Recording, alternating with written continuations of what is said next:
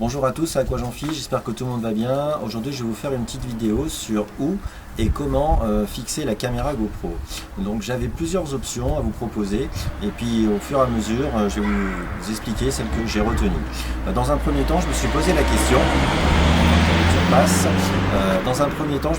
question, pour savoir s'il fallait que je les fixe au niveau du masque. Donc comme je vous ai dit, il y a deux types de masques. Il y a deux types de masques actuellement sur le marché. Les masques à vision bien dégagée et les masques à vision compartimentée. Concernant le masque à vision compartimentée, ce qui était assez sympa, c'est qu'au niveau de ce masque à compartimenté, il y a un petit espace ici. Et j'aurais pu très bien fixer la caméra avec des colliers de serrage, un collier de serrage sur le dessus. Je ne l'ai pas fait, je vais vous dire pourquoi. Et au niveau de ce masque, j'aurais pu le faire aussi. Mais par contre, il n'y a pas d'espace. Donc il fallait que je fasse deux trous. J'ai pas utilisé cette solution non plus parce que je me suis dit faire des trous au niveau d'un masque, ça allait faire sûrement soit de la buée, soit rompre l'étanchéité, pas très pratique. Et d'autre part, lorsqu'on a une caméra sur le dessus de la tête, et quand on pêche en apnée, quand on va des fois pêcher des poissons dans des trous, on risque de se cogner, et donc on risque de se cogner et d'abîmer la caméra, enfin on n'en sera pas très à l'aise. Donc ça au niveau du masque, pour cette option, je ne l'ai pas retenu. Il existe aussi une façon de faire, on peut mettre le masque, la caméra non pas sur le dessus du masque, mais déportée au niveau de la sangle, je l'ai vu faire, mais c'est le même principe. Si jamais on va dans un trou ou dans une faille, on peut s'accrocher, donc c'est pas très pratique, on peut abîmer la caméra. Donc ça, je ne l'ai pas retenu. Après j'avais d'autres solutions, je me suis dit, moi, je vais l'accrocher sur moi. Donc première étape, je me suis dit, au niveau de mon bras gauche, comme je pêche comme je suis gaucher, il n'y a aucun problème. Mais le problème là aussi, c'est que quand on plonge et quand on pêche, quand on nage, les bras sont le long du corps et la caméra, elle va filmer l'arrière, ce qui se passe derrière moi. Donc pour filmer, il aurait fallu sans arrêt que j'ai le bras tendu, donc pas très pratique. Et d'autre part, j'avais peur qu'avec une lanière ou une sangle, ça me coupe un peu la circulation et je ne suis pas très bien. Donc ça, j'ai oublié ça. Dernier petit point, je me suis dit, j'ai peut-être l'accrocher au niveau de ma poitrine. Mais c'était pas très pratique parce que quand on plonge et quand on nage, on est toujours en position horizontale et la caméra, elle n'aurait filmé que ce qu'il y a sous moi. Et moi, je vous ai déjà dit dans mes vidéos qu'il faut toujours que la caméra elle filme un peu ce qui se passe devant vous.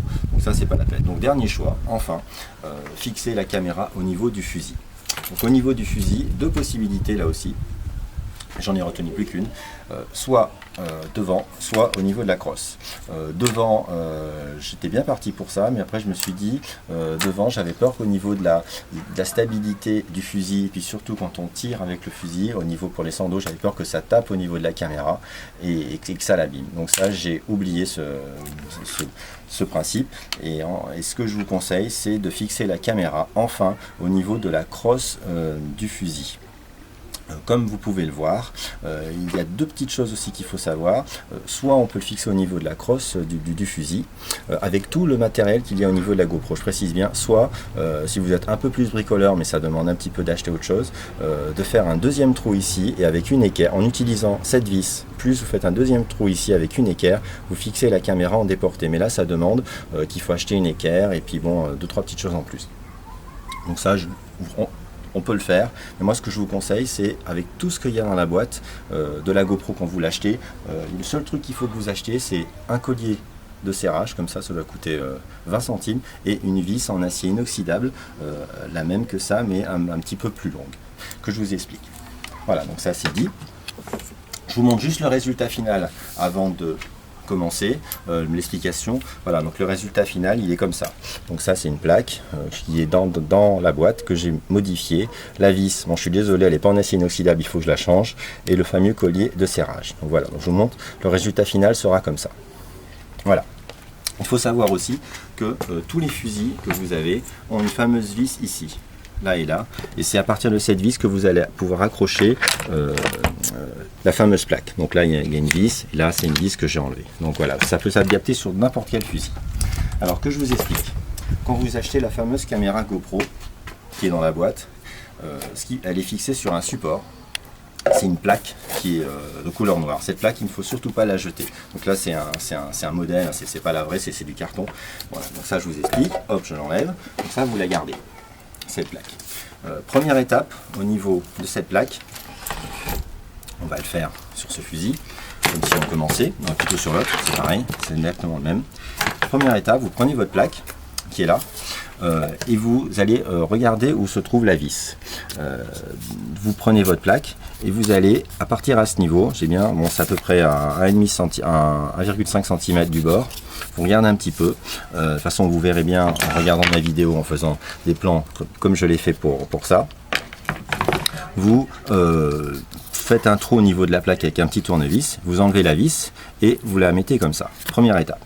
Deuxième étape, vous enlevez cette vis et vous allez fixer la plaque brute comme ça directement ici. Et là, avec un crayon ou quelque chose comme ça, vous dessinez à peu près les contours avec lesquels vous allez découper votre plaque par la suite. Je précise bien, donc c'est exactement ça qu'il faut faire. Là, c'est fait exprès, ces deux petites encoches. Ces deux petites encoches, c'est pour mettre le fameux collier de serrage. C'est très très important.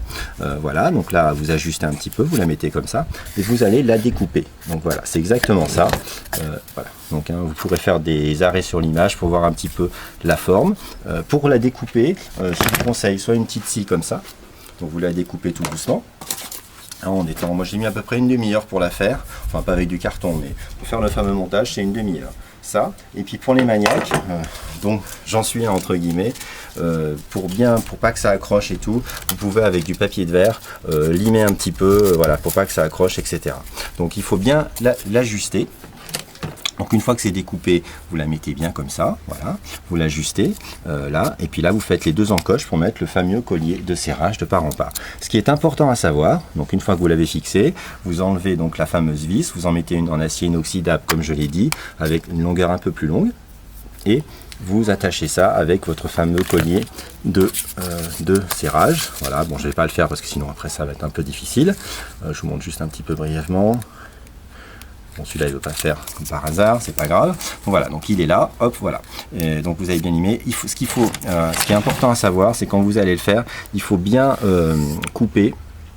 Je vous montre là sur ce fusil.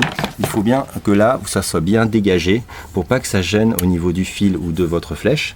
Et d'autre part, au niveau de la détente ou de la gâchette, il faut là que vous ayez un bel espace. Il ne faut pas que la fameuse plaque, elle vous empiète ici. Hein, il faut vraiment que ce soit comme ça. Là, c'est vraiment parfait. Je suis assez content de moi. Voilà, c'est vraiment comme ça qu'il faut faire. Après, vous n'avez plus qu'à... Avec tout ce qu'il y a dans votre boîte, là le montage, bon il est fait, donc j'ai les réglages, donc je ne sais pas vous le défaire. Vous n'avez plus qu'à mettre votre caméra dans le boîtier étanche, et ça c'est en 3 parties. Ces 3 parties sont dans la boîte, hein, exactement, il y en a une là, une là et une là. Vous faites exactement ce que j'ai fait, hein, je vous le montre bien, comme ça vous voyez où faire exactement. Et puis vous n'avez plus qu'à clipper votre caméra là, et voilà, et votre caméra que je mettrai là-dedans bien sûr, il n'y a aucun problème. Voilà, donc ça c'est nickel chrome, c'est fait. Ce que je veux vous dire aussi, c'est que quand vous achetez votre caméra GoPro, ce qui est important de savoir, c'est qu'il faut vous acheter un boîtier étanche avec une lentille plate. Parce qu'il y a des lentilles qui sont bombées, c'est pas bon. Donc ça je vous l'ai dit. Après, donc il va falloir que vous ajustiez les différents réglages, parce que bien sûr la caméra, vous n'allez pas la mettre en l'air ni rien. Un petit peu dans l'alignement de votre flèche pour faire ça. Bon, la vis, il faut que la changer, c'est très important en acier inoxydable. Moi, ce que je fais, c'est normalement quand on utilise la caméra GoPro, il y a un peu de son quand on la met en marche ou une lumière. Moi, ce que je fais, c'est que j'ai désactivé toutes ces options pour pas me faire entre guillemets repérer par le poisson. Donc pas de lumière, pas de son dès que je la mets en marche. Voilà. Petit défaut au niveau de la GoPro, enfin dans les vidéos on voit, on a l'impression quand on tire les poissons que les poissons ils sont tout petits, mais en fin de compte non, c'est juste un effet optique parce que c'est en 16 neuvième et les poissons ils sont un petit peu plus étirés ou plus longs, mais je vous assure les poissons ils font vraiment la maille quand on les tire. Le seul moyen pour vous en être rassuré, c'est que des fois vraiment je les ramène contre la caméra GoPro et là ils sont vraiment plus gros que lorsqu'on les tire à l'extrémité. Enfin c'est un petit effet optique et c'est comme ça, ne vous inquiétez pas. Et enfin, petite chose que je voulais vous raconter encore une dernière fois, on a l'impression comme ça que le fusil est un peu plus lourd avec la caméra, c'est vrai, je le reconnais, mais quand on est dans l'eau, au bout de 5-10 minutes, on se rend même plus compte, on compense un petit peu, et donc ça va impeccable. Donc voilà, donc ça je voulais vous raconter ça, je vous remonte une dernière fois le petit montage que j'ai fait, très très important. Donc voilà, donc bien découpé ici, hein, que ça dégage un petit peu, pas d'accroche au niveau du fil. Bon là voilà, là donc j'ai bien limé et poli, et là les deux petites encoches, et surtout il faut que ça soit vraiment bien dégagé, que j'ai pas de que ma gâchette soit, que j'en ai pas un tout petit morceau. Voilà, donc ça c'est très très important à savoir. Voilà, qu'est-ce que je voulais vous dire encore? Oui, bon, bah, j'espère que ma vidéo vous a plu. N'hésitez pas à vous abonner à ma chaîne. Et puis juste un dernier petite remarque que je voulais vous faire.